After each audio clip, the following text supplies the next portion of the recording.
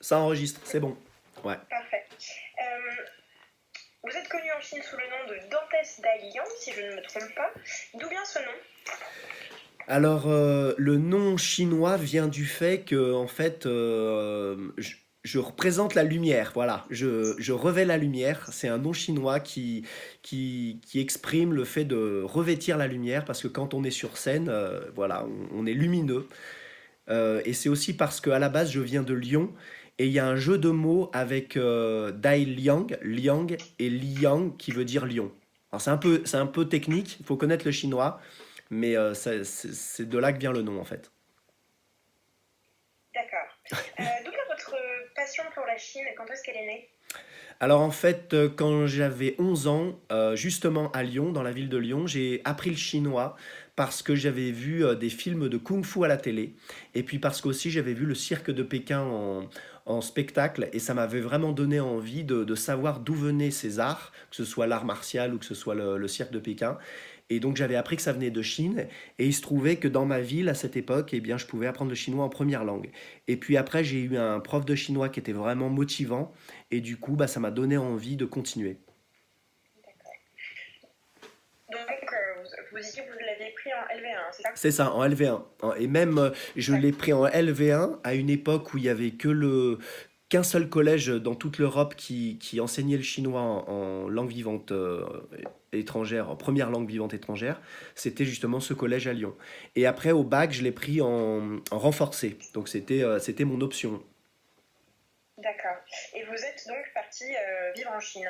C'est ça. Après, je Un suis peu. parti, la première fois que je suis parti en Chine, c'était, alors justement, quand j'ai passé le bac, j'ai fait un mois de perfectionnement de langue l'été. Ça devait être en 95, je me rappelle. Et puis après, je suis parti pour un échange universitaire, pour un master de langues étrangères appliquées. Et puis après, en 2004, j'ai fait une thèse sur l'industrie musicale en Chine. Et là, je suis resté en Chine depuis lors. Donc ça fait plus de 14 ans. D'accord. Et votre passion pour la musique, elle est née à peu près au même moment ou... Parce que maintenant vous êtes connu comme, Ouais, comme chanteur là-bas, ouais, donc c'est vrai. comment ça s'est passé cette carrière? Bah, en fait, la passion pour la musique et pour la composition, pour l'écriture, ça c'est quelque chose qui a commencé vraiment tôt. Je crois que je devais avoir 7 8 ans déjà. Je faisais des chansons, c'était quelque chose qui me passionnait. Et puis après, ça s'est vraiment développé à partir de l'âge de 16 ans quand j'ai commencé à apprendre à jouer de la guitare. Parce qu'avant, je jouais de l'orgue et c'était un instrument qui ne se bougeait pas, on va dire. Alors qu'après, avec la guitare, à chaque fois que je partais à l'étranger, par exemple, je suis parti en Grèce pour faire des stages justement à l'étranger. Et je jouais de la guitare dans les tavernes, dans les cafés là-bas. Et c'est vraiment là que ça s'est développé, cette envie de faire de la scène. Et puis quand je suis arrivé en Chine en l'an 2000, alors là c'était vraiment extraordinaire parce qu'il y avait aucun Français qui chantait en chinois à l'époque, D'accord. en Chine. Et ça vous a permis, j'imagine, de gagner une certaine notoriété assez rapidement. Bah déjà, ce que ça m'a permis, c'est de gagner de l'argent. C'est-à-dire que quand j'avais 20 ans, plutôt que de faire des boulots, on va dire des petits boulots pour payer mes études, eh bien moi, je jouais dans des films, je jouais à la télévision, je chantais des chansons, je participais à des concours et j'étais payé pour ça. Et donc, du coup, oui, en un an, ça m'a permis d'obtenir une petite notoriété que après j'ai utilisée quand je suis retourné justement la troisième fois en 2004 pour faire ma thèse sur l'industrie du disque. Et c'est là où j'ai vraiment commencé à connaître beaucoup de monde dans ce milieu, donc le milieu de la musique, le milieu des médias en Chine. Et ça m'a permis effectivement, ouais, après de faire une carrière. D'accord. Si j'ai bien compris, vous avez désormais un style musical à vous. Alors, c'est la manda pop, c'est ça? C'est ça, c'est la mandopop à la française ou la French mandopop. En fait, en Alors, Chine, qu'est-ce que... ouais. En Oui. Chine, il y a ce qu'on appelle la manda pop. La manda pop, c'est la pop mandarine, en mandarin. Hein, comme on dit, il y a la D'accord. Britpop. La Britpop, c'est la pop anglaise. Et moi, ce que je fais, c'est de la mandopop à la française. C'est-à-dire que c'est des chansons qui sont en chinois, mais par contre, qui sont écrites par un Français, donc moi-même, et qui sont chantées d'une certaine manière et avec des thèmes qui sont beaucoup plus français que chinois. Parce que comme je suis pas chinois, je crois que tout le monde le voit, j'ai pas la même manière d'appréhender la vie, la même manière d'appréhender les thèmes. Et donc, du coup, les Chinois, eux, en tout cas, dans l'écriture des textes, ils perçoivent vraiment une différence. Alors vous êtes savoyard d'origine, si je ne me trompe pas. C'est ça. Pourquoi avoir décidé d'écrire une chanson sur la Bretagne? Alors pourquoi? Parce que, en fait, après être resté plus de 10 ans en Chine, j'ai eu envie de revenir un petit peu en France pour faire des produits culturels, donc des clips vidéo, des chansons, qui permettaient de présenter la France sous un autre jour aux Chinois. C'est-à-dire que quand j'ai fait le clip vidéo sur les Alpes, c'était mon premier clip vidéo en chinois, c'était sur les Alpes, le but c'était de montrer aux Chinois les Alpes, le but c'était de montrer, plutôt que de sortir un single avec un thème, on va dire, basique, j'avais envie de montrer ce qu'était la France. Et quand je suis revenu, donc en 2014, j'ai commencé à faire un peu plus de concerts en France, ben, j'ai été super bien accueilli en Bretagne. J'ai rencontré Gwenola Lemoine, qui est une spécialiste de la Chine en Bretagne et qui a toujours d'ailleurs une émission de radio spécialisée sur l'Asie. Et en fait, elle m'a proposé de faire des interviews. Pardon, j'ai la voix un peu. Des interviews. Et elle m'a aussi permis de jouer plus de 8 fois en Bretagne avec un public qui est vraiment qui a envie de nouveautés, et aussi parce qu'en Bretagne, il y a beaucoup de liens entre la Chine. Il y a beaucoup de coopérations qui se font avec la Chine. D'accord. Il y a une autre raison aussi, c'est qu'en Chine, j'ai joué plusieurs fois avec Inoffice, qui est un guitariste breton, donc un guitariste français breton qui est très très connu en Chine. C'est le guitariste français le plus connu. En fait, il a sa propre marque de guitare. Avec une marque chinoise, et on s'est rencontrés à Shanghai, et à chaque fois que je fais des concerts qui sont des assez gros concerts, on va dire, dès qu'il y a 5 000, 10 000 personnes au concert, eh bien il vient toujours jouer avec moi, et on se connaît aussi depuis, et c'est pour ça que ça m'a permis d'aller en Bretagne un peu plus facilement. D'accord. Vous disiez que le but de ces chansons, c'était de faire connaître aux Chinois un mieux la France et une autre vision de la France. Alors, qu'est-ce que vous voulez alors déjà, la première question, c'est parce qu'on n'a pas la traduction dans le clip de votre chanson, mais qu'est-ce que vous racontez sur la Bretagne Ouais. dans ce morceau?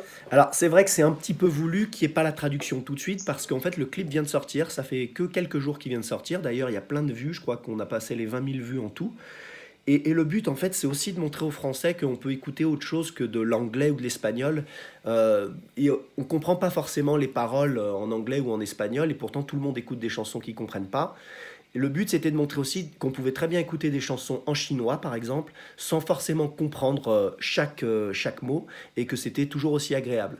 Alors, ce qui va se passer, c'est que dans les quelques semaines qui vont arriver, il va y avoir un concours de traduction en Chine, sur un gros site chinois, où il y a des millions de Chinois qui apprennent le français et qui vont faire ce concours de traduction, qui vont justement traduire cette chanson en français.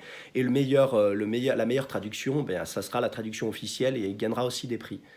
Donc bien sûr, le clip, c'est de dire que j'aime la Bretagne, j'aime l'ambiance qu'il y a là-bas. Les Chinois connaissent Châteaubriand, donc je parle de Châteaubriand dans le clip. Je parle de la forêt de Brocéliande, je parle de la côte de Quiberon. Voilà, je parle de tous ces lieux. C'est une carte postale en fait. D'accord, donc c'est plus décrire la Bretagne et les lieux que vous y connaissez, enfin, et j'imagine un petit peu la culture aussi. Bien sûr, bien sûr. C'est surtout la culture, c'est surtout tout ce qui est visuel. Alors, j'ai déjà vu sur les réseaux sociaux et sur YouTube beaucoup de gens, de Français, qui disent que ce sont des clichés. Alors, ils ne le disent pas forcément pour critiquer, mais ils disent que c'est des clichés.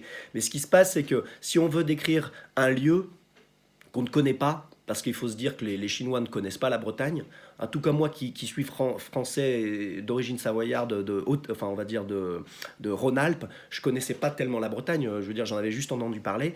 Il faut bien présenter ce qu'il y a d'évident et ce qu'il y a de beau en Bretagne. Donc forcément que c'est une carte postale avec des clichés, mais c'est des clichés qui sont magnifiques, avec des costumes traditionnels.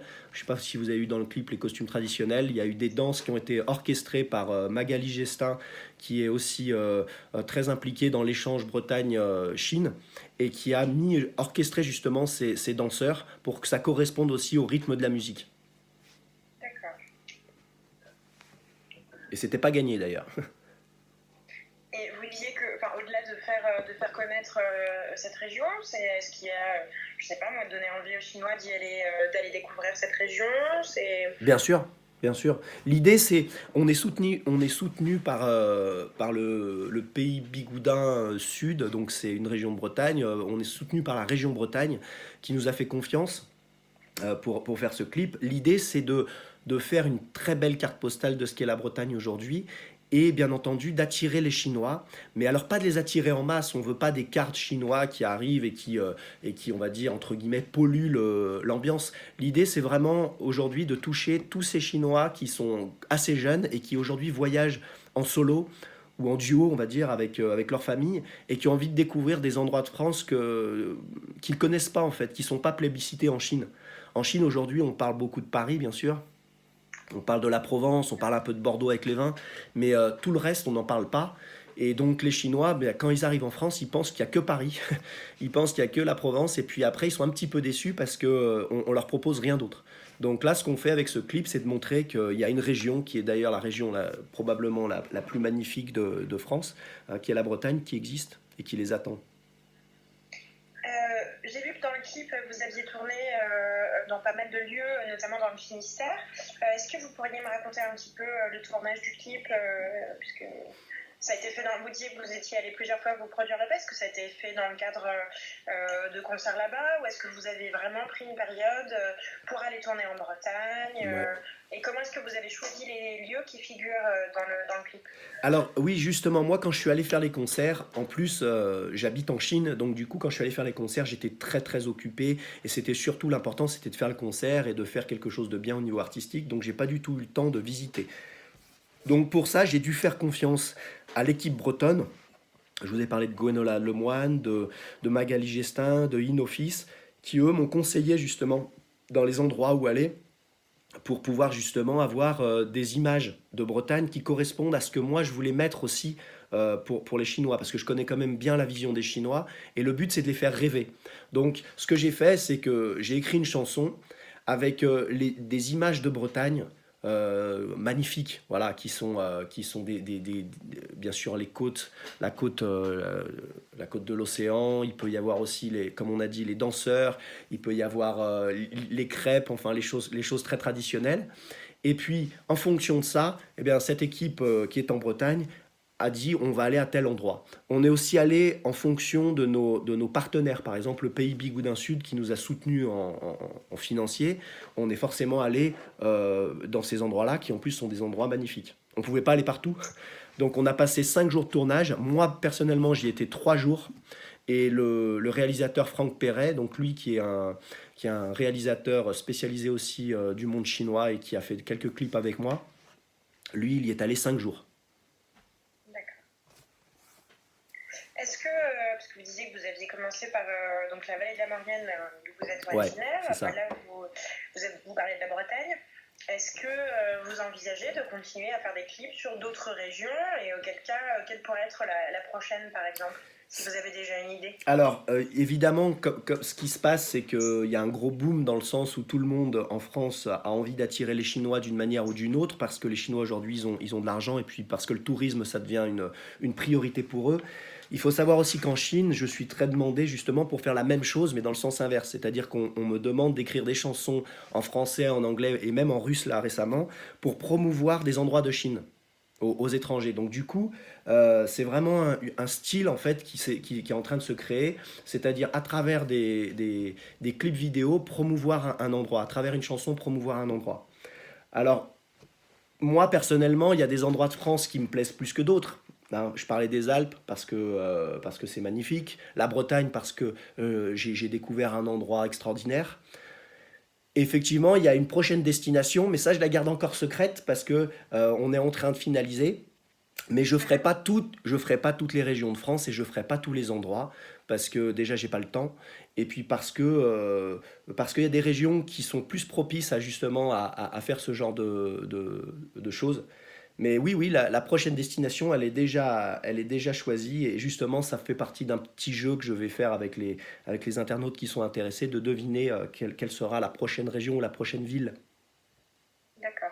Mais donc vous disiez que là, vous aviez eu l'aide financière du pays Loup Sud, par exemple. Oui, la région Bretagne, de Mais la région que vous, Bretagne, oui. oui, pardon, qu'on vous demandait régulièrement des chansons aussi pour faire la promotion de la Chine. Oui. Ces initiatives, pour vous, ça fait toujours partie d'un processus personnel de création musicale, ou est-ce que c'est aussi une autre forme de... Enfin, en tout cas, ça fait partie de votre activité, mais une activité plus de promotion et de communication autour de certaines régions quand on vous le demande? Alors, c'est totalement personnel, c'est-à-dire que c'est une démarche qui est totalement personnelle. D'ailleurs, en général, quand je commence à lancer un projet, personne ne me suit parce que aujourd'hui, il n'y a pas la maturité nécessaire en France, par exemple, pour imaginer qu'une chanson en chinois puisse développer le tourisme dans une région. Les gens aujourd'hui qui s'occupent de notre tourisme en France, ils font bien, probablement bien leur boulot dans leur domaine, mais par contre, ils n'ont aucune connaissance du marché chinois à ce niveau-là. Donc quand je suis arrivé en disant je vais faire une chanson sur les Alpes en chinois, les gens ne comprennent pas en fait, ils captent pas ce qui se passe. Donc en fait c'est vraiment une démarche personnelle parce que moi je connais le marché chinois, je sais aussi au niveau artistique et au niveau médiatique ce qui fonctionne en Chine. La semaine dernière j'ai fait une émission, une émission que j'ai enregistrée il y a 15 jours en Chine a été diffusée en Chine devant plus de 400 millions de personnes. Donc j'ai accès aussi à des médias assez impressionnants qui permettent justement, lorsque je fais une vidéo ou lorsque je fais une chanson sur un endroit, que ce soit un endroit français ou un endroit chinois, eh bien tout de suite d'avoir une exposition médiatique de cet endroit.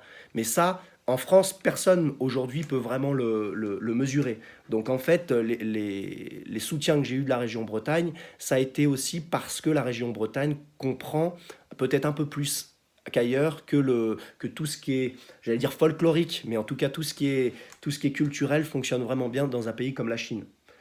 Donc c'est vraiment une démarche personnelle, mais maintenant qui devient un peu un modèle. Quand on l'a fait une fois, deux fois, trois fois, après on sait comment ça fonctionne. Et donc je pense que je le fais de mieux en mieux. Puis en plus c'est un truc qui m'intéresse parce que ça mélange en fait la musique et le voyage. Donc c'est une sorte de guide touristique musical. D'accord. Bah, écoutez, merci beaucoup. Voilà. Je pense que là, du coup, j'ai largement de quoi écrire l'article et puis faire la petite vidéo. Donc, je pense que vous pouvez arrêter l'enregistrement. Ok, C'est bon. c'est bon, voilà.